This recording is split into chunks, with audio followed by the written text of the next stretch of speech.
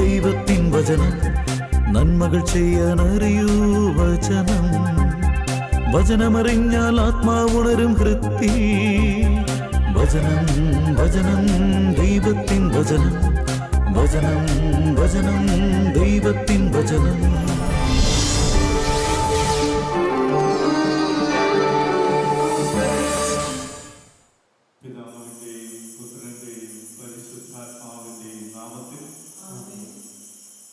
നമ്മുടെ കർത്താവായ യേശുക്രിസ്തുവിന്റെ കൃപയും പിതാവായ ദൈവത്തിന്റെ സ്നേഹവും പരിശുദ്ധാത്മാവിന്റെ സംസർഗവും നിങ്ങളോട് കൂടെ. ഈശോയിൽ സ്നേഹം നിറഞ്ഞവരെ, അപ്പച്ചൻ വന്നിട്ട് കുറെ നേരമായോ? ഞാൻ വന്നിട്ട് കുറച്ച് സമയമായുള്ളൂ. എന്നിട്ട് പള്ളി കയറിയില്ലേ? ഉവ്വ, പള്ളി കയറിയിരുന്നു. ഇപ്പൊ ഇങ്ങോട്ട് ഇറങ്ങിയതേ ഉള്ളൂ. മോളവിടെ മുമ്പില് മുട്ടുകുത്തി പ്രാർത്ഥിക്കുന്നത് ഞാൻ കണ്ടായിരുന്നു. എന്താ മോളെ എന്നെ കാണണമെന്ന് പറഞ്ഞത്? അതും വീട്ടിൽ വരാതെ ഇവിടെ പള്ളിമുറ്റത്ത് വരാൻ പറഞ്ഞത് എന്താ? ഇവിടെ വേണ്ട, അങ്ങോട്ട് മാറി നിന്ന് സംസാരിക്കാം.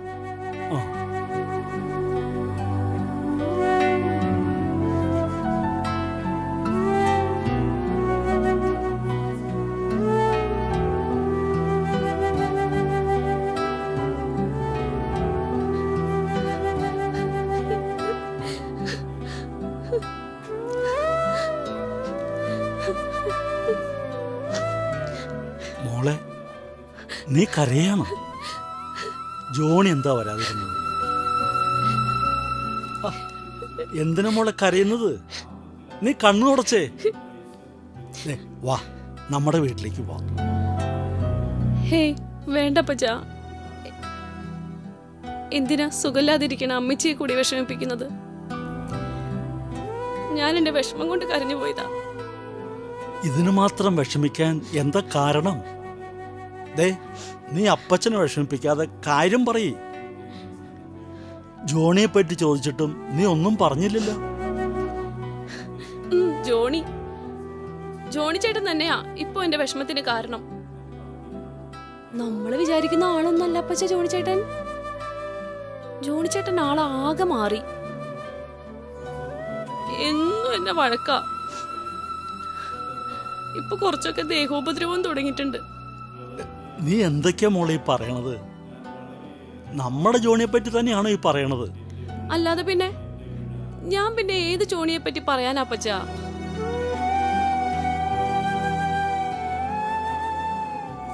അല്ല, ഒരു കാരണമില്ലാതെ അങ്ങനെ വഴക്ക് പറയുകയും ദേഹോപദ്രവം ഏൽപ്പിക്കുകയും ചെയ്യില്ലല്ലോ. സൗമ്യമായ മറുപടി ക്രോധം ശമിപ്പിക്കുന്നു. പരുഷമായ വാക്ക് കോപം ഇളക്കിവിടുന്നു. വിവേകിയുടെ നാവ് അറിവ് വിതറുന്നു. സുഭാഷിതങ്ങൾ 15-ാം അധ്യായം 1-ാം വാക്യം. കാരണം കേട്ടാ അപ്പച്ചൻ ഞെട്ടും. നമ്മുടെ സ്ഥലം വിട്ടിട്ടേ എന്റെ ഷെയർ കൊണ്ട് ചെല്ലാൻ. കാര്യമായിട്ട് ശ്രീധനൊന്നും കൊടുത്തില്ലോന്ന് അപ്പച്ചനെ കുറെ ചീത്തയും പറഞ്ഞു. ജോണി അങ്ങനെയൊക്കെ പറയോ? അതെ അപ്പച്ച, പറയും. പാവത്തിനെ പോലെ അഭിനയിക്ക. ഏതായാലും മോള് വീട്ടിലേക്ക് ചെല്ല്. ഞാൻ ജോണി വിളിച്ചൊന്ന് സംസാരിക്കട്ടെ. അങ്ങനെ അവന് വീതം വേണമെങ്കിലേ വീട് വിറ്റിട്ടത് കൊടുക്കാം. ഞാൻ പറഞ്ഞിട്ടാണ് അപ്പച്ചനിത് അറിഞ്ഞേന്നറിഞ്ഞ എന്നെ പിന്നെ വഴക്ക് പറയും, ഉപദ്രവിക്കും ഒക്കെ ചെയ്യും. അതുകൊണ്ടിപ്പോ ചോദിക്കട്ടെ അപ്പച്ച. എന്ന് കരുതി ഇതങ്ങനെ ചോദിക്കാതിരിക്കുന്നത് തെറ്റല്ലേ മോളെ? മോളെ, ഇന്ന് നീ ഏതായാലും നമ്മുടെ വീട്ടിലേക്ക് വാ. അപ്പവ അന്വേഷിച്ചു വരുമല്ലോ. ആ സമയത്ത് ഇത് ചോദിച്ച് ഇതിനൊരു പരിഹാരം ഉണ്ടാക്കിയിട്ട് വിടാം. കൂട്ടിനെ ആ ആന്റണി ഉണ്ട്. ആന്റണിയോ? ആ, നമ്മുടെ സലോമയുടെ കെട്ടിയോൻ. അവനൊരു ദിവസം വീട്ടിൽ വന്നിരുന്നു. അന്ന് അവര് മുറ്റത്തുനിന്ന് സംസാരിക്കുന്നതേ ഞാൻ ഒളിഞ്ഞെന്ന് കേട്ടു.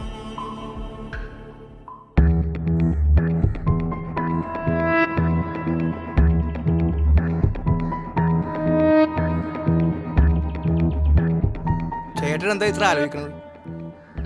പ്രായം കൊണ്ട് നിങ്ങളല്ലേ മൂത്തത്. അപ്പൊ ആദ്യം നിങ്ങൾ ചോദിക്ക്. ചേട്ടനെന്താ അയാളെ പേടിയാണ്? പേടിയോ? എനിക്കോ? ഞാനെന്തിനാ അയാളെ പേടിക്കണത്? എടഞ്ഞാലി ജോണി ഉണ്ടല്ലോ, മഹാ പെശക്. അല്ലേ തന്നെ ഈ വയസ്സാം കാലത്ത് ആ വീടും സ്ഥലവും കെട്ടിപ്പിടിച്ചുകൊണ്ടിരിക്കാതെ അത് തിരിച്ച് വീതിച്ച് നമുക്കിവിടെ തന്നൂടെ? രണ്ടുപേരെ നമ്മൾ നോക്കൂലേ? ഏയ്, അതൊക്കെ റിസ്ക് അല്ലേ? വല്ല വൃദ്ധസനത്തിലും കൊണ്ടയാക്കാന്നേ. അവിടെ അവള് സലോമി ഞാൻ പറഞ്ഞതിനപ്പുറത്ത് നിൽക്കൂല. ഇവിടെ ചേച്ചി എങ്ങനെയാണ്? വലിയ ഇടങ്ങേറാണ്. അതെന്ത് വർത്താനടാ ആന്റണി നീ പറയണത്? ഭാര്യമാര് ഭർത്താക്കന്മാര് പറയണത് അനുസരിക്കല്ലേ വേണ്ടത്? അല്ല, അതാണ് വേണ്ടത്. അല്ല, ബൈ ചാൻസ് വല്ല ഇടംതിരിപ്പും കാണിക്കാൻ ചാൻസ് ഉണ്ടോന്നാണ് ഞാൻ ചോദിച്ചത്. അല്ല, പറയാൻ പറ്റൂല. അങ്ങനെ ഇടംതിരിപ്പ് കാണിച്ചാലുണ്ടല്ലോ വെട്ടിക്കൊല്ലും ഞാൻ. എന്റെ വീതം കിട്ടാൻ വേണ്ടിയേ ഞാൻ ഏതറ്റം വരെ വേണമെങ്കിലും പോവും. നീ കൂടെ നിന്നാ മതി. നിന്നാ മതി എന്ന് എന്നോട് പ്രത്യേകിച്ച് പറയേണ്ട കാര്യമില്ല. ഞാനുണ്ട് കൂടെ. ഇതിനൊരു അവസാന തീരുമാനം ഉണ്ടാകുന്നവരെ ഞാനുണ്ട്. അകത്ത് ചേച്ചി എങ്ങനെ കേൾക്കുവോ? കേൾക്കട്ടെ, എന്നാലും ഇത് കേൾക്കാനുള്ളതല്ലേ. എന്താ നിനക്ക് പേടിയുണ്ടാവും? ഛേ, പേടിയോ? എനിക്കാ? അത് ചേട്ടനെ ശരിക്കും അറിയാൻ പാടാണ്ടാണ്.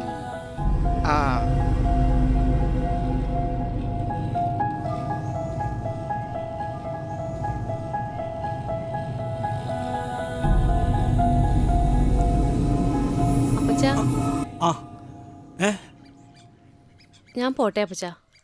എങ്ങോട്ട്? വീട്ടിലേക്ക്. ഉച്ചയ്ക്ക് ഉണ്ണാൻ വരുമ്പോ ഭക്ഷണം ശരിയാക്കി വെച്ചില്ലെങ്കിൽ അതിനായിരിക്കും വഴക്ക്. ഊണ് ഇവനൊക്കെ ഊണ് പോയിട്ടേ പച്ച വെള്ളം കൊടുക്കരുതടി. അവനെയൊക്കെ ഞാൻ മരുമക്കളായിട്ടല്ല, സ്വന്തം മക്കളായിട്ടാ കണ്ടിട്ടുള്ളത്. എന്നാലും ഉള്ളിൽ എത്രയ്ക്ക് വിഷം വെച്ചിട്ടാണ് നടന്നിരുന്നതെന്ന് എനിക്ക് മനസ്സിലാക്കാൻ കഴിഞ്ഞില്ലല്ലോ ദൈവം.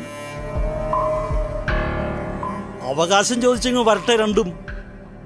നീ വീട്ടിലേക്ക് വാ മോളെ, ബാക്കി അപ്പച്ച നോക്കിക്കോളാം.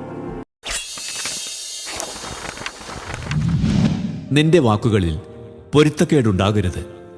കേൾക്കുന്നതിൽ ജാഗരൂകതയും മറുപടി പറയുന്നതിൽ അവധാനവും കാട്ടുക. പ്രഭാഷകൻ 5-ാം അധ്യായം 10-11 വാക്യങ്ങൾ. വേണ്ട അപ്പച്ചാ, വഴക്കൊന്നും വേണ്ട. എന്തു വന്നാലും എന്റെ ഭർത്താവായി പോയില്ലേ. ഭർത്താവ്? ഇതാണോ ഭർത്താവ്? അവൻ പറഞ്ഞതുപോലെ സ്വത്തിനു വേണ്ടി അവൻ നിന്നെ കൊന്നുകളയില്ലെന്ന് ആര് കണ്ടു? ഞാൻ ജീവനോട് ഇരിക്കുമ്പോ എന്റെ മക്കളുടെ ദേഹത്ത് ഒരു തരി പൂഴുമണ്ണ് വീഴാൻ ഞാൻ സമ്മതിക്കില്ലടി. എന്റെ അടുത്ത അവന്മാരുടെ കളി. നീ വീട്ടിലേക്ക് വാ മോളെ.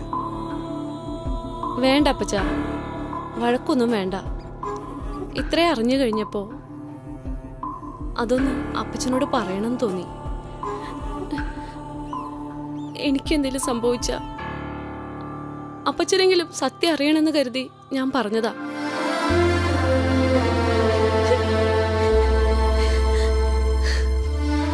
ഞാൻ പോട്ടെ അപ്പച്ചാ. മോളെ,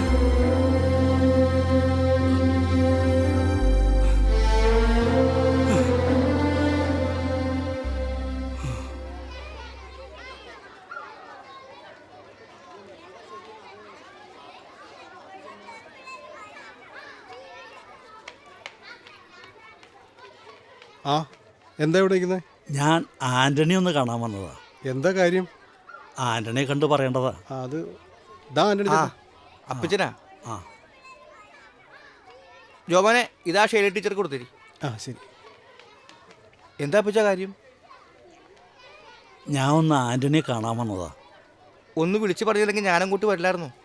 ഏയ്, ഇത് നേരിട്ട് പറയേണ്ട കാര്യമായതുകൊണ്ടാ ഞാനിങ്ങോട്ട് വന്നത്. വല്ല അത്യാവശ്യ കാര്യമാണോ? എല്ലാം ആന്റണിക്ക് അറിയാവുന്നത് തന്നെയാ. അപ്പച്ചൻ വാ.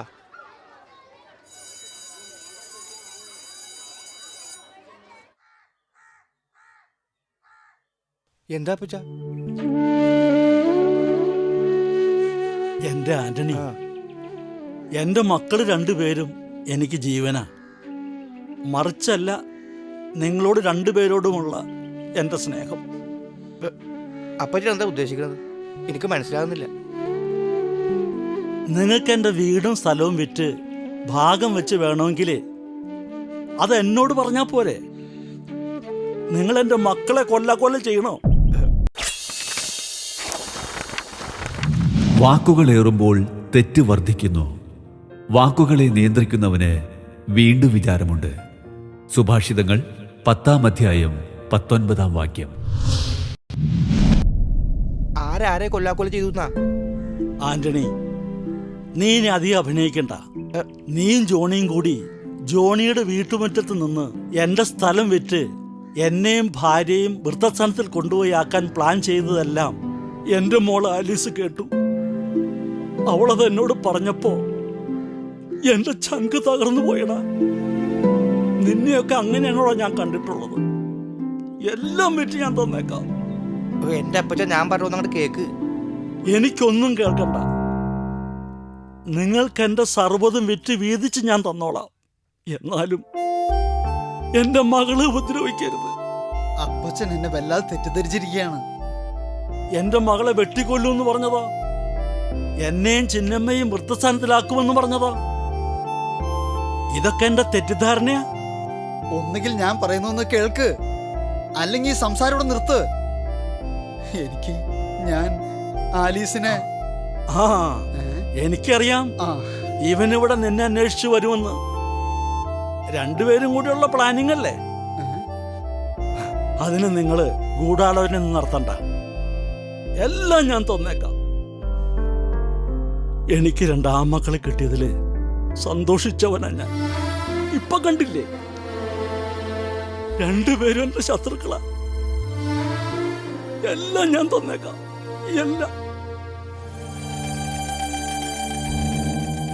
ഇതെന്താടാ ഇത്? എന്താ ഇങ്ങനെ പ്രാന്തായ? ഇതിങ്ങനെ വിട്ടാ പറ്റില്ല. എന്താണ് കാര്യം ഞാൻ ചോദിക്കട്ടെ? എടാ നീ നിന്നേ. എടാ എടാ നീ പറഞ്ഞത് ശരിയാ. അപ്പച്ചനല്ല കുഴപ്പം, ആലീസിനാ.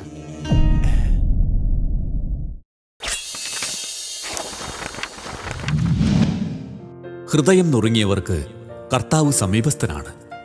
മനമുരുകിയവരെ അവിടുന്ന് രക്ഷിക്കുന്നു. സങ്കീർത്തനങ്ങൾ 34-ാം അധ്യായം 18-ാം വാക്യം.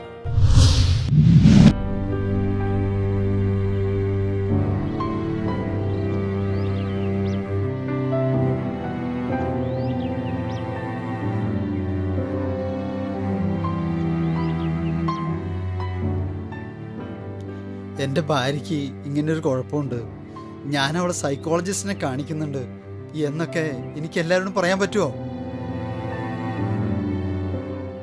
എന്നാലും ഞാൻ മനസ്സാവാച അറിയാത്ത കാര്യങ്ങൾ അപ്പച്ചൻ പറഞ്ഞപ്പോൾ സത്യത്തിൽ അപ്പച്ചന് കുഴപ്പമുണ്ടോയെന്ന് ഞാൻ തെറ്റിദ്ധരിച്ചതിൽ തെറ്റു പറയാൻ പറ്റുമോ? അതും നമ്മൾ തമ്മിൽ അപ്പനെ അമ്മേനെയും വൃദ്ധസദനത്തിലാക്കാനും ഗൂഢാലോചന നടത്തിയെന്ന് ആലീസ് കേട്ടെന്നും അപ്പച്ചൻ പറഞ്ഞപ്പോൾ ആന്റണി, ഈ ഒരു അവസ്ഥയ്ക്ക് ഹലൂസിനേഷൻ എന്നാണ് സൈക്കാട്രിസ്റ്റ് പറയുന്നത്. ഇല്ലാത്തത് കാണുക, ഇല്ലാത്തത് കേൾക്കുക, ഈ കണ്ടതും കേട്ടതുമെല്ലാം ശരിയാണെന്ന് സമർത്ഥിക്കാൻ ശ്രമിക്കുക. എൻ്റെ കർത്താവേ, കേട്ടിട്ട് പേടിയാകണം. എടാ, ഇത് ഈ ഒരു അവസ്ഥ നീ മൂടി വെച്ച് നടന്നതിനേ നിന്നെ സമ്മതിക്കണം കേട്ടാ. ദേ, ഇതിങ്ങനെ ഒളിച്ചു വെച്ചിട്ട് ഒരു കാര്യമില്ല. ഒന്നെങ്കിൽ എന്നോടോ സലോമിയോടോ എന്തിന് അപ്പച്ചനോടെങ്കിലും പറയാമായിരുന്നില്ലേ? ദേ, ഇതിങ്ങനെ വിട്ടാൽ പറ്റില്ല. ഞാനുള്ളതുപോലെ അപ്പച്ചനെ പറഞ്ഞ് മനസ്സിലാക്കാൻ വേണ്ടി പോണേണ്. ഒന്നിനെക്കുറിച്ചും ആകുലരാകേണ്ട. പ്രാർത്ഥനയിലൂടെയും അപേക്ഷയിലൂടെയും കൃതജ്ഞതാ സ്തോത്രങ്ങളോടെ നിങ്ങളുടെ യാചനകൾ ദൈവസന്നിധിയിൽ അർപ്പിക്കുവിൻ. ഫിലിപ്പി 4-ാം അധ്യായം 6-ാം വാക്യം. എടാ, അത് ദേ, ഇനി ഇതിങ്ങനെ മറച്ചു വെക്കേണ്ട കാര്യമില്ല. ചേട്ടൻ വീട്ടിലേക്കില്ലേ?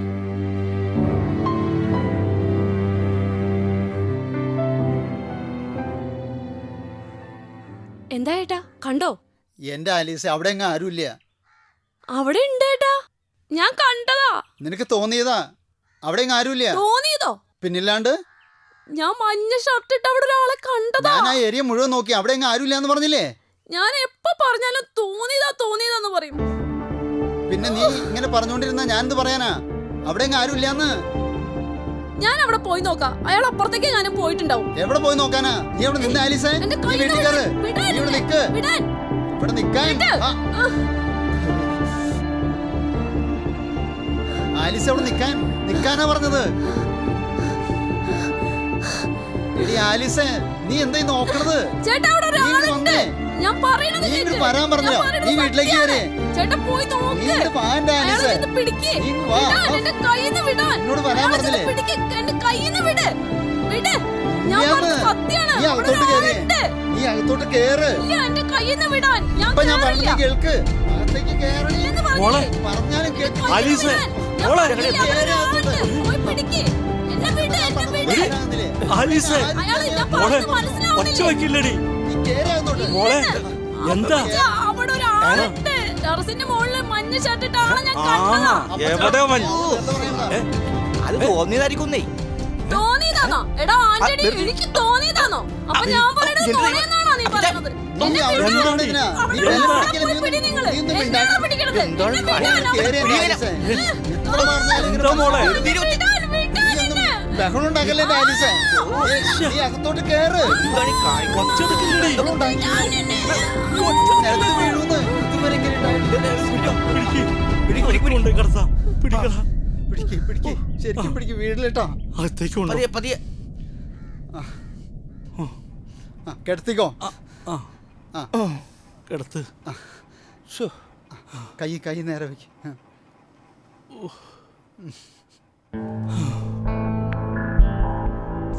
മോനെ ഇതെന്താ?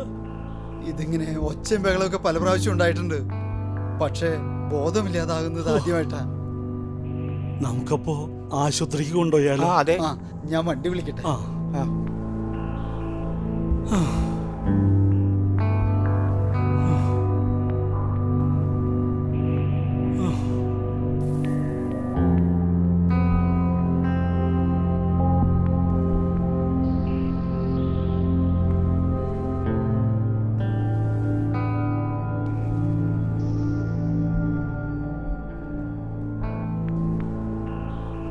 അരുണേ, ഒന്ന് വേഗം വാടാ. വണ്ടിയായിട്ടേ ആശുപത്രിക്ക് പോകാൻ വേണ്ടിയിട്ടാ. മോനെ, ഇത്രയെല്ലാം മനസ്സിൽ വെച്ചുകൊണ്ടാ നീ നടന്നിരുന്നതെന്ന് എനിക്കറിയില്ലായിരുന്നുടാ. ആ നിന്നെയാണല്ലോടാ മോനെ അത്രയെല്ലാം ഞാൻ വഴക്ക് പറഞ്ഞു. എന്നോട് പൊറുക്കടാ മോനെ.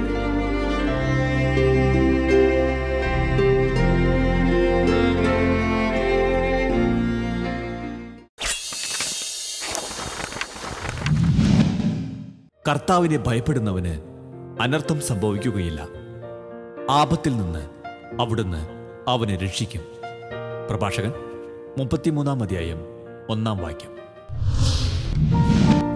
നിങ്ങളുടെ വിലയേറിയ അഭിപ്രായങ്ങളും നിർദ്ദേശങ്ങളും ഞങ്ങളെ അറിയിക്കുക. ദി പ്രൊഡ്യൂസർ, വചനം പറയുന്നത്, divine vision, divine retreat centre, Muringoor PO, Chalakudy. 680309. Phone 8891952600. Email വചനം പറയുന്നത് @gmail.com.